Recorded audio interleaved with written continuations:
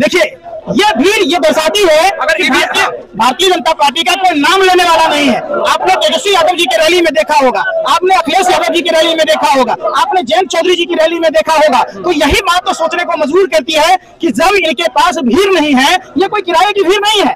ये देखिए स्वतः लोग सड़कों पर हैं, पैदल चल रहे, कोई ऐसी गाड़ी में नहीं घूम रहे, ये पैदल चल रहे लोग राहुल गांधी के विचारों पर विश्वास करते हुए कि भारत में जो नफरती सोच के लोग हैं, जो नफरती चिंटू हैं, जो जिनके बाप दादा गोरे अंग्रेजों के दलाल थे, मुखबिर थे, जिनके बाप दादा जिनका डीएनए उनके बाप दादा गोरे अंग्रेजों के दलाल और मुखबिरों की थी, श्यामा प्रसाद मुखर्जी की थी। जब राष्ट्रपिता महात्मा गांधी ने भारत जोड़ो माने छोड़ो आंदोलन किया था, तब श्यामा प्रसाद मुखर्जी ने गोरे अंग्रेजों को चिट्ठी लिखी थी। आज उनके ही डीएनए वाले लोग भारत जोड़ो यात्रा का मजाक बनाते हैं। और आप देखे होंगे कि भाजपा आरएसएस के लोग तमाम तरह की कोशिशें कर रहे हैं इस यात्रा को विफल करने की। वो जितना कोशिश करेंगे, लोग उतना अपने घर और मकानों से निकलकर इन भाजपा आरएसएस के बेईमानों से लड़ेंगे और भारत जोड़ो यात्रा में सहयोग करेंगे। तो भाई हिजाब पर संदीप पात्रा ने, जो गोबर पात्रा, जो हराम का खाने वाला, जो ओएनजीसी का डायरेक्टर बनता है, आईटीडीसी में चेयरमैन बनता है, उनको भी तो समझाइए कि हराम का खा के उसके दिमाग में गुस्सा भर गया है। 2 कौड़ी का राष्ट्रीय जोकर किस तरीके से हिजाब के मुद्दे पर कहता है। हिजाब तो माँ बहन बेटियों के लिए ही बना है ना। मोहन भागवत का मस्जिद जाना आप इसकी जीत मान रहे हैं? बिल्कुल निश्चित तौर पर तिरंगे की भी जीत कि मोहन भागवत जैसे आरएसएस के तमाम नेताओं को अपने डीपी पर तिरंगा लगाने को मजबूर कर दिया और फिर एक बार ये साबित कर दिया कि मोहन भागवत जैसे आरएसएस के जो नेता हैं, कदावर नेता, जो लगातार नफरती जहर उगलते रहे हैं, उनको भी मस्जिद में घुटने टेकने पर मजबूर कर दिया। आखिर यही तो भारत जोड़ो यात्रा का मकसद है। आपने भीड़ की बात की, लाखों लोग यहाँ पर भीड़ में नजर आ रहे हैं, लेकिन जिस तरीके से उत्तर प्रदेश में चुनाव था, प्रियंका गांधी की रैली में भीड़ नजर आती थी, लेकिन वोट में तब्दील नहीं हुई। सुनो, आप हर चीज को चुनाव से जोड़ते हैं। आप एक बात बताओ कि 20 लाख ईवीएम जो गायब हैं, वो ईवीएम है कहाँ? किसके घर पर आराम कर रही है? किसके घर पर उसका हलवा बन रहा है, अचार बन रहा है? बता दो। देखिए ये भीड़ ये दर्शाती है कि भारतीय जनता पार्टी का कोई नाम लेने वाला नहीं है। आपने तेजस्वी यादव जी की रैली में देखा होगा, आपने अखिलेश यादव जी की रैली में देखा होगा, आपने जयंत चौधरी जी की रैली में देखा होगा। तो यही बात तो सोचने को मजबूर करती है कि जब इनके पास भीड़ नहीं है, ये कोई किराए की भीड़ नहीं है। ये देखिए स्वतः लोग सड़कों पर हैं, पैदल चल रहे, कोई ऐसी गाड़ी में नहीं घूम रहे, ये पैदल चल रहे लोग राहुल गांधी के विचारों पर विश्वास करते हुए कि भारत में जो नफरती सोच के लोग हैं, जो नफरती चिंटू हैं, जो जिनके बाप दादा गोरे अंग्रेजों के दलाल थे, मुखबिर थे, जिनके बाप दादा जिनका डीएनए उनके बाप गोरे अंग्रेजों के दलाल और मुखबिरों की थी, श्यामा प्रसाद मुखर्जी की थी। जब राष्ट्रपिता महात्मा गांधी ने भारत जोड़ो माने छोड़ो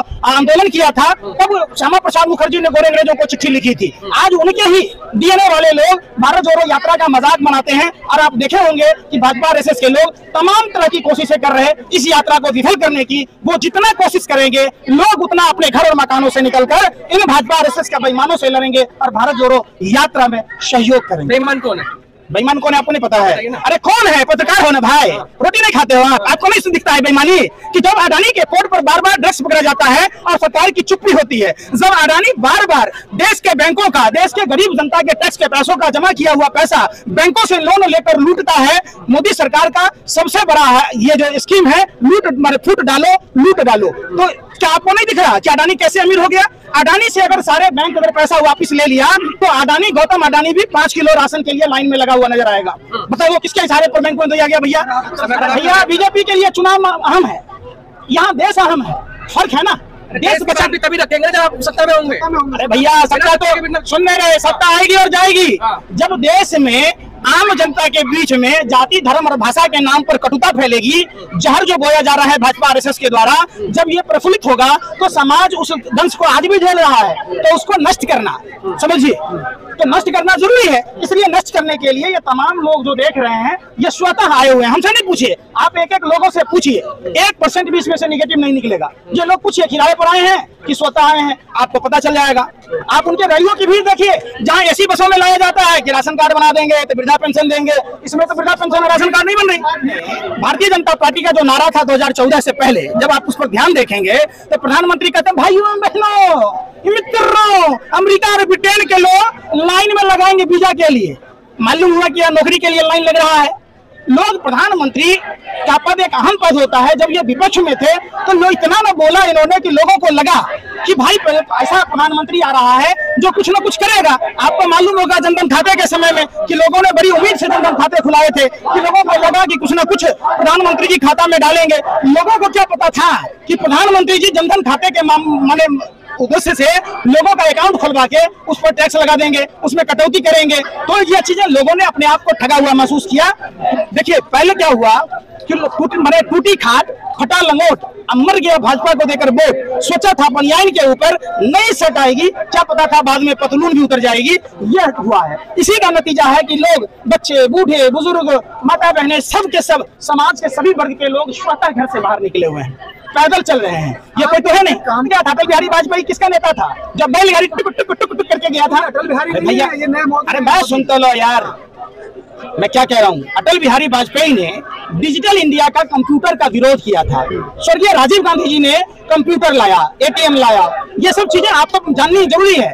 तो भारत में जितने डिजिटल क्रांतियां हुई सब वो पहले की सरकारों में हुई। इसने तो सिर्फ वो ठप्पा लगा लिया अपना कि हम जो हैं सो हम ही हैं, बाकी तो दुनिया में कोई है नहीं। हम नहीं हो तो ये सूरज नहीं हो, हम नहीं होंगे तो ये चांद नहीं होगा। लोगों को मंगल ग्रह पर भेजने की बात की जा रही थी, लोगों को जम्मू कश्मीर में पलट देने की बात हो रही थी, लोगों को लद्दाख में भेजने की बात हो रही थी। मालूम हुआ कि लद्दाख का एरिया चाइना ने कब्जा कर लिया, अरुणाचल का एरिया चाइना ने कब्जा कर लिया। बेरोजगारी में हम इतने हो गए, हम अपना घर क्या बचाएंगे, हम जमीन क्या खरीदेंगे, हम अपने किडनी बेचने को मजबूर हो गए, हम अपने आप को जिंदा रह लें। वही मोदी जी का विकास है। चाइना ने कब्जा कर लिया, लाल आंखों से डरता है चाइना।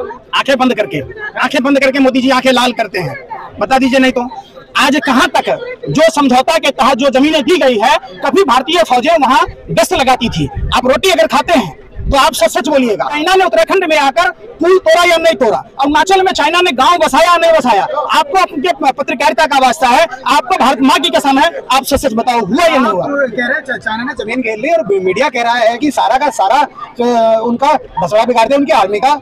आप पता नहीं किस हवा में जी रहे हैं। भारत माँ के जो वीर सपूत शहीद हुए वो कौन थे? लड़ाई होगी तो अरे सुन नहीं रहा यार, तो उनके क्या को सैनिक ढेर हुए ये तो बताओ, ये तो बताओ ना। मीडिया कौन है? पहले के राजा महाराजा भान रखते थे राजा का गुण गाने के लिए। अब ये देश की दलाल मीडिया के ये भान पत्रकार हैं, ये आतंकवादियों से भी ज्यादा गए गुजरे हैं। ये इनके दिमाग में गुस्सा भरा हुआ है। जितना झुमका नहीं गिरा बरेली के बाजार में, उतना भारत के मीडिया का असर गिर गया मोदी जी की सरकार में।